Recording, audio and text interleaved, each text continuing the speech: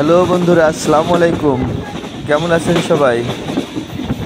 আশা করি ভালো আছেন, আমিও ভালো আছি। এই যে দেখতে পাচ্ছেন, আমি রকেট মেলে আজকে মিরপুর থেকে নাটোরের উদ্দেশ্যে রওনা দিয়েছি।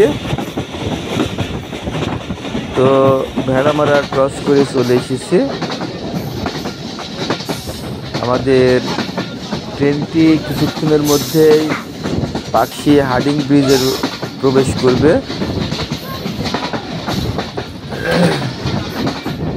এই দেখতে পাচ্ছেন পাকশির প্রকৃতি। আসলে পাকশি ব্রিজের দুই পারে যে রেল লাইন আছে, বলা হয় বাংলাদেশের সবচেয়ে উঁচু রেলওয়ে স্টেশন পাকশি, এবং এই রোডটাও অনেক উঁচু। সামনে পদ্মা নদী। একটু ওয়েট করলে দেখতে পাবেন আমরা পদ্মা নদীর উপর দিয়ে যাব। এই আমরা উঠে পড়েছি হার্ডিং ব্রিজে। ওই পাশে দেখতে পাচ্ছেন পারমাণবিক বিদ্যুৎ কেন্দ্র রূপপুর। ওই পাশে দাঁড়িয়ে আছে আরেকটি ব্রিজ। ওই ব্রিজটির নাম লালন শাহ সেতু। ভাই বোনের মতো দুটি ব্রিজ দেখুন দাঁড়িয়ে আছে। তবে যেটা যাচ্ছে এটা অনেক পুরনো ব্রিজ, আর ওইটা নতুন করা হয়েছে। ওটার বয়স আনুমানিক 10 বছর মতো হবে, আর এটা 104 বছর বা 105 বছর এরকম। এই দেখছেন পদ্মা নদীর উপর দিয়ে আমরা যাচ্ছি।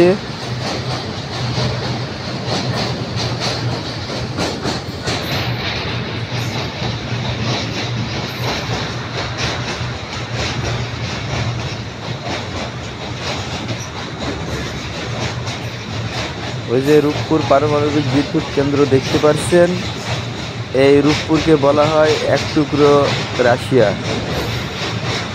রাশিয়ার যত মানুষজন ওখানে থাকে এবং ওখানে কথাবার্তা রাশিয়ার ভাষাতেই বেশি বলা হয়। আমরা আস্তে আস্তে পাকশি স্টেশনের দিকে চলে যাচ্ছি। আসলে হার্ডিং ব্রিজটা অনেক বড়, অনেক টাইম লাগছে। ওই পার থেকে এপার আসতে প্রায় ট্রেনে 4 মিনিট মতো টাইম লাগে। আর এই সেতুটি পার হলেই, হার্ডিং ব্রিজটা পার হলেই, যেহেতু পাকশি রেলওয়ে স্টেশন, তাই ব্রিজের উপর থেকে গাড়ি অনেক স্লো করা লাগে। এই দেখুন আমাদের গাড়িটা স্লো করে দিয়েছে।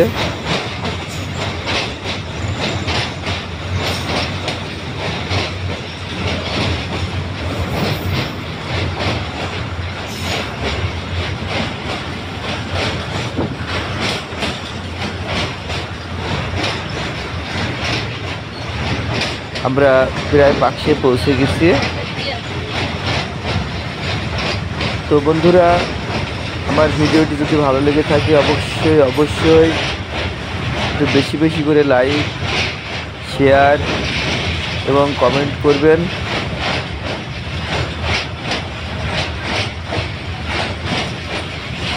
আপনারা উৎসাহ দিলে আমি বাংলাদেশের যেখানে যে অবস্থায় থাকি, যেখানে যাই, সেখানকার ভিডিও ধারণ করে আপনাদেরকে দেখানোর চেষ্টা করব।